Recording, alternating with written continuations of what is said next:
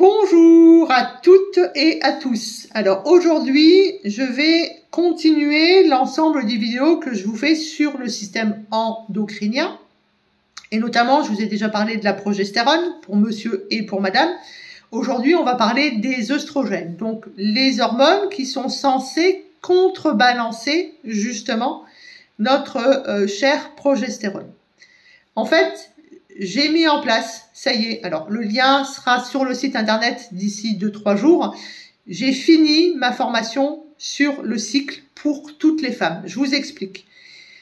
Dans mon cabinet depuis 15 ans, je trouve que vous avez des difficultés à vous exprimer sur votre cycle. C'est-à-dire que lorsque je vous dis combien de temps dure votre cycle, vous me dites 3-4 jours en général. Non, le cycle, c'est pas le temps des règles, c'est bien autre chose. Quand je vous parle d'œstrogène, de progestérone, vous n'êtes pas toujours bien au courant. Vous avez quelquefois du mal à savoir que la femme a aussi de la testostérone et que l'homme a aussi des œstrogènes. Et puis, lorsque je commence à partir un petit peu loin dans les tours en anatomie-physio sur la GnRH, sur la FSH, sur la LH, etc., quand je vous parle de corps jaune, eh bien, je vois bien que ça patauge un peu. Alors, ça patauge un peu. Tout simplement, c'est pas de votre faute, mesdames.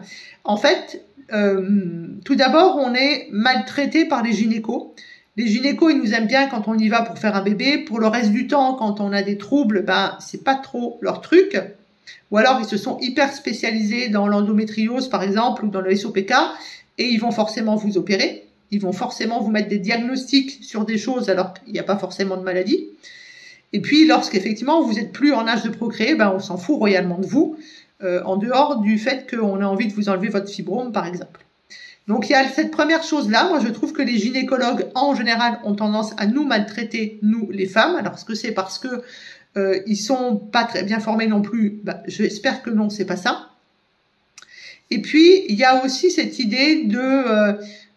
on se passe pas l'information de génération en génération. Les règles, ça a plutôt tendance à être tabou. J'ai du mal à faire des enfants, c'est plutôt tabou, etc., etc. Et donc, ça fait qu'on est très peu informés de comment on fonctionne en général, nous, les femmes. Et puis, se développe depuis 20, 30, 40, on va dire 40 ans au moins, les perturbateurs endocriniens. Et on a de plus en plus de femmes, mais aussi d'hommes, qui ont des soucis sur leurs hormones. Alors les hommes, ça va être plutôt la prostate, ça va être plus des problèmes de poids, des problèmes cardiovasculaires, des problèmes de cholestérol, etc., etc. Mais chez la femme, on va avoir le fameux SPM, donc syndrome prémenstruel, on va avoir l'endométriose, par exemple, le SOPK, etc., etc. Les fibromes, on va avoir une préménopause qui sera compliquée, une ménopause qui sera compliquée, avec tout ce qui va derrière. Et donc, j'ai décidé, en fait, si vous voulez, de mettre en place une formation sur le cycle qui sera abordable par tout le monde. C'est-à-dire, quel que soit votre niveau, que vous soyez naturopathe, que vous soyez infirmier, que vous soyez, entre guillemets, femme au foyer, cette formation, elle est faite pour vous. Parce que je pense qu'il est important de comprendre notre cycle, parce qu'il va avoir, et vous l'apprendrez dans cette formation, des conséquences sur notre manière d'être, et qu'on n'apprend pas les œstrogènes, la progestérone, la testostérone, etc., etc., et notamment leur lien avec toutes les autres glandes endocrines, juste pour faire un bébé. On a besoin d'être en accord avec notre corps de femme. On a besoin de savoir quand est-ce qu'on ovule, quand est-ce qu'on va avoir nos règles. On a besoin de comprendre que s'il y a des moments dans le cycle, on a un petit peu plus d'allergie, on a plus le nez qui coule, si on est un peu plus anxieuse, etc., etc., si on sait que c'est normal par rapport au moment du cycle, eh bien, on va moins se casser la tête avec ça. Donc, chez la femme comme chez l'homme, œstrogène, progestérone, testostérone. Je vous ai déjà fait une vidéo sur la progestérone. Aujourd'hui, je vous fais une vidéo sur les œstrogènes. Donc, on dit les œstrogènes parce que vous verrez qu'il y a plusieurs sortes d'œstrogènes dans notre corps. Œstrone, œstradiol, œstriol, en fonction de justement le moment où on est, entre guillemets, dans notre cycle de la femme. Est-ce qu'on a déjà passé la puberté? Est-ce qu'on est déjà au moment de la ménopause? Est-ce qu'on est plutôt au moment de la grossesse? En tout cas, les oestrogènes changent de nom et changent entre guillemets de forme légèrement chimique. Surtout, ne sont pas forcément fabriqués par les mêmes... je veux dire ça. Pardon. Ne sont pas forcément fabriqués par les ovaires. On peut avoir un relais qui est fait par le placenta ou fabriqué par les surrénales. Parce que c'est ça aussi que je vous démontre dans cette formation, c'est que en fait, naturellement, tout le système endocrinien est étroitement lié. Ça, vous l'apprendrez dans la formation. Alors, qu'est-ce qu'on peut dire des oestrogènes? Les oestrogènes, ils ont par exemple une action qui est très connue, c'est le développement des caractères sexuels secondaires. Qu'est-ce qu'on appelle les caractères sexuels secondaires? Eh ben, c'est nos fameux boobs, hein, c'est donc la poitrine, mais c'est aussi la vulve, le vagin, l'utérus, les trompes. Ça va aussi avoir un lien sur la pilosité, même si c'est l'équilibre œstrogène-testostérone qui sera important pour justement la pilosité. Ça va aussi nous permettre d'avoir de la glaire cervicale. Donc de la glaire, c'est une substance un peu mucilagineuse, c'est-à-dire un mucus qui va changer entre guillemets de consistance pendant le cycle, et les oestrogènes sont responsables de ça, c'est-à-dire la présence ou pas d'oestrogènes fait ça. Les oestrogènes vont aussi entre guillemets faire bouger ce qu'on appelle les franges au niveau des trompes de l'utérus.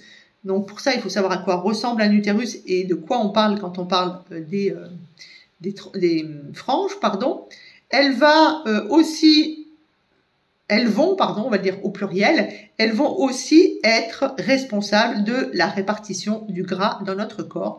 Et c'est pour ça que notre corps va changer au moment de la puberté. Le corps change énormément, souvent on prend quelques kilos, mais notre corps va aussi changer au moment de la ménopause, par exemple, où justement le fait de ne plus avoir d'œstrogène du tout va faire qu'on va avoir un petit ventre, alors qu'habituellement on n'avait pas de petit ventre. C'est aussi les œstrogènes qui font que vous avez du gras au niveau du bassin, que vous avez du gras au niveau des cuisses. C'est eux qui sont responsables de la cellulite de type 3, c'est-à-dire celle qui fait mal quand on va pincer et celle qui se voit même si vous pincez pas. Elle va être, alors là c'est plus, on va dire entre guillemets dans la deuxième partie de cycle, mais deuxième partie de vie, pardon, mais elles sont aussi responsables de la gestion de l'os, notamment de l'allongement de l'os, de la féminisation du squelette, notamment au niveau du bassin. Vous savez que les femmes ont un bassin plutôt large, puisque justement on est censé accueillir un enfant.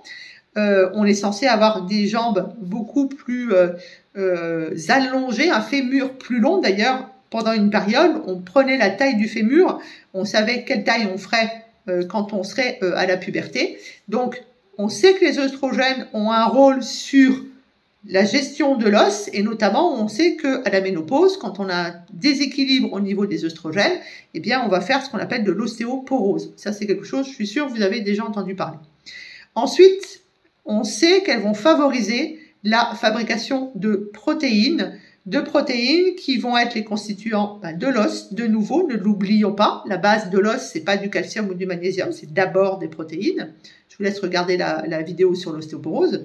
Mais aussi les muscles. Si les œstrogènes ne sont pas en équilibre, vous perdez du muscle. Je pense au collagène de la peau, je pense à la kératine des cheveux, par exemple. Les œstrogènes, quelque chose qui est beaucoup moins connu, c'est qu'en fait, elles vont, ce qu'on appelle, féminiser le cerveau. C'est-à-dire qu'on va avoir une manière de penser grâce aux œstrogènes qui n'est pas du tout la même que l'homme qui va plutôt être sous, on va dire, dominance de testostérone. Ensuite, elles vont avoir un rôle sur le cholestérol et notamment le rapport entre le HDL et le LDL.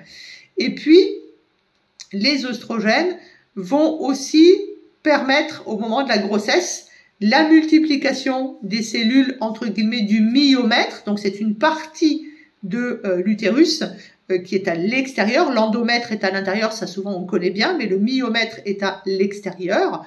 C'est aussi ce qui aide à la croissance de l'utérus, c'est aussi ce qui fait que le volume de vos seins est augmenté. D'ailleurs, en général, ça, on a plutôt tendance à bien connaître, puisque justement, avant d'avoir entre guillemets, nos règles, on a justement mal au sein. C'est cette imprégnation œstrogénique qui est dérangeante.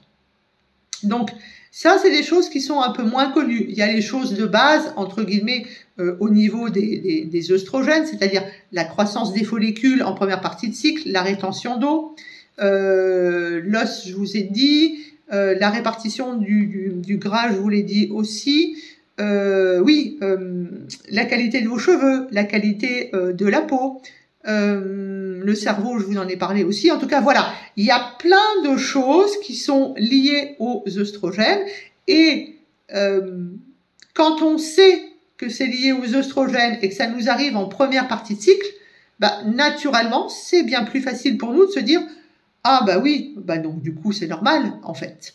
Hein » Est-ce que vous saviez par exemple que les œstrogènes ont tendance à augmenter, entre guillemets, l'histamine? Voilà, ça nous fait faire de la rétention d'eau, mais ça augmente aussi une molécule du système immunitaire, une molécule qui nous permet naturellement de faire de la communication dans le système immunitaire qui s'appelle l'histamine. Et donc, quand on a trop d'histamine dans le corps, eh ben, on peut faire de l'allergie. On peut aller jusqu'aux maladies auto-immunes. Ce ne sera pas l'histamine toute seule, mais en tout cas, elle va favoriser ça puisqu'elle fera un déséquilibre dans le système immunitaire.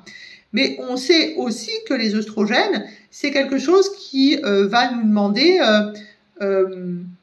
d'être...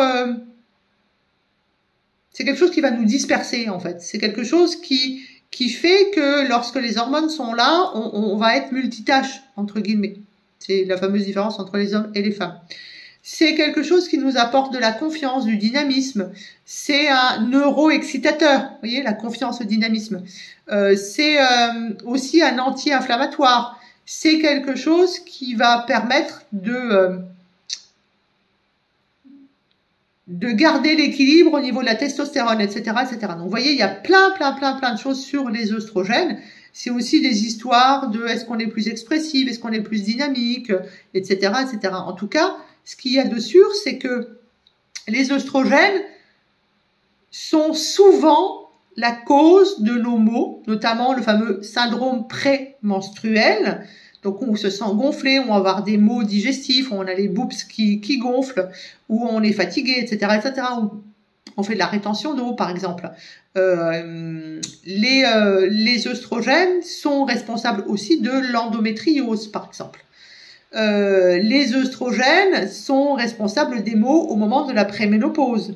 Alors après, on en discute dans la formation du cycle, c'est est-ce que je suis en hyperœstrogénie relative, c'est-à-dire c'est parce que j'ai pas assez de progestérone que j'ai tous les signes, ou est-ce que je suis en hyperœstrogénie vraie, c'est-à-dire est-ce que j'ai beaucoup trop d'œstrogène, quel que soit mon taux de progestérone. Parce que l'idée du cycle de la femme, c'est d'avoir autant d'œstrogène que de progestérone au bon moment du cycle. Première partie de cycle pour les œstrogènes, progestérone pour la deuxième partie de cycle. C'est de se dire quand doit donc arriver mon ovulation. De quoi dépend cette ovulation? Eh bien, dans la formation, je vais vous apprendre tout ça. Vous apprendre que les œstrogènes, comme la progestérone d'ailleurs, et comme les hormones, entre guillemets, thyroïdiennes, et d'ailleurs, c'est bien notre troisième ovaire, ce sont des hormones dites liposolubles, des hormones stéroïdiennes. En tout cas, la tyrosine n'est pas stéroïdienne puisqu'elle n'est pas faite dans les surrénales, elle est pas faite à partir du cholestérol, mais il n'empêche qu'elles sont liposolubles, elles ont besoin d'un transporteur. Eh bien, les œstrogènes sont liposolubles, ils ont besoin d'un transporteur. C'est quelque chose qui est fabriqué par les ovaires de manière plutôt entre guillemets pulsative, c'est-à-dire à certains moments du cycle. C'est pour ça aussi que je suis pas trop pour les bilans sanguins, en tout cas pour les normes de bilan sanguin. Et puis, c'est fabriqué aussi et surtout par le biais du cholestérol. Et donc, si vous n'avez pas assez de cholestérol, naturellement, vous n'avez pas d'œstrogène. D'accord? Donc, c'est tout ça que j'ai voulu mettre, en fait, dans cette vidéo pour que, enfin, toutes les femmes soient dans le savoir de leur cycle. C'est pour moi ultra important que de la jeune fille, voire même dès qu'on est en âge de comprendre, donc peut-être la puberté, peut-être un petit peu avant, en fonction des femmes, jusqu'à la fin de notre vie, il faut qu'on sache qu'est-ce que c'est que notre cycle pourquoi il se passe ça à ce moment-là de ma vie. Pourquoi j'ai des difficultés à faire un enfant, par exemple, pourquoi j'ai des troubles sur ma fertilité, pourquoi j'ai cette endométriose, pourquoi j'ai des douleurs au ventre, etc., etc. Eh bien, tout ça, vous serez capable de vous l'expliquer si vous êtes capable de savoir, en fait, ce que c'est le cycle de la femme, quelles sont toutes les hormones, de savoir ce que font les oestrogènes, ce que fait la progestérone, de savoir comment je peux réguler ma testostérone. On parle aussi un peu de la prolactine, on parle surtout beaucoup des perturbateurs endocriniens, pour moi c'est primordial. Vous comprendrez aussi le rôle important de la gestion entre guillemets de la circulation du sang et du foie. Les oestrogènes sont OK si et seulement si ils sont en équilibre avec la progestérone pour éviter d'être dans les signes de l'hyperœstrogénie. Donc vous voyez, les oestrogènes, ça fait plein de choses sur le corps physique, mais ça fait aussi et surtout beaucoup de choses au niveau du corps mental. C'est ce qui fait qu'on a l'impression naturellement derrière, quand on arrive à la préménopause ou lorsque l'on manque de progestérone, d'être anxieuse, de pas être bien, etc., d'être un peu déprimée. Ça, c'est entre guillemets le déséquilibre entre œstrogène et progestérone. Si vous voulez en savoir plus, eh bien, je vous mets le lien sous la vidéo et il sera d'ici quelques jours dans mon site internet, dans la page formation. Là, vous avez déjà la formation sur les neuromédiateurs et les neurosciences, sur la thyroïde, sur la prise en charge autour du cancer, sur le système immunitaire, l'anatomie, physiologie aussi, bien sûr, les différents e-books que j'ai écrits. Et là, cette formation-là, franchement, j'espère. Je l'ai mis à un mini prix, alors que ça m'a demandé beaucoup de travail, tout simplement parce que je voudrais que toutes les femmes soient capables de connaître leur cycle, d'être capable de l'observer, de comprendre et de ne plus se faire maltraiter par les gynécologues, par les médecins traitants ou par les sages-femmes. Souvent, ça se passe un peu mieux par les sages-femmes. Quand on connaît le sujet, eh ben, on pose les bonnes questions et on se laisse plus perturber.